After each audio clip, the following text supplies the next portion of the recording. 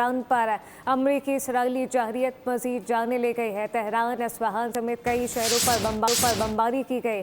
صہیونی امریکی اتحاد کے حملوں سے شہادتوں کی تعداد 1400 سے تجاوز کر گئی ہے، جبکہ 17,000 افراد زخمی بتائے جاتے ہیں۔ اسرائیلی حملے میں ایرانی فوج کے بریگیڈیئر جنرل عبداللہ جلالی شہید ہو گئے۔ صہیونی اور امریکی جارحیت سے ایران میں 43,000 عمارتیں تباہ ہو چکی ہیں۔ امریکہ اور اسرائیل نے ایران میں خون ناحق بہانا جاری رکھا۔ اصفہان میں متعدد مقامات پر بم برسائے۔ ان حملوں میں 15 افراد شہید بتائے جاتے ہیں۔ اسرائیلی حملوں کے دوران ایک اور اعلیٰ فوجی کمانڈر شہید ہو گئے۔ ایرانی فوج نے خبر کی تصدیق کرتے ہوئے کہا، اسرائیلی حملے میں بریگیڈیئر جنرل عبداللہ جلالی شہید ہو گئے ہیں۔ حکام کے مطابق وہ دشمن کے حملے کے وقت دفاعی کارروائیوں کی قیادت کر رہے تھے۔ ایران کا کہنا ہے کہ جنگ کے آغاز کے بعد سے اب تک متعدد اعلیٰ فوجی کمانڈرز اور سیکیورٹی افسران شہید ہو چکے ہیں۔ دوسری جانب 28 فروری سے جاری جارحیت کے باعث ایران میں اب تک 43,000 عمارتیں تباہ ہو گئیں۔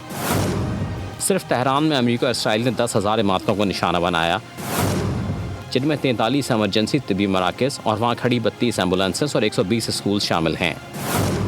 ایرانی حکومتی ترجمان کے مطابق امریکی اور اسرائیلی حملوں میں 223 خواتین شہید ہوئیں۔ شہادت پانے والے ٹیچرز اور طلبہ کی تعداد 206 ہو چکی ہے۔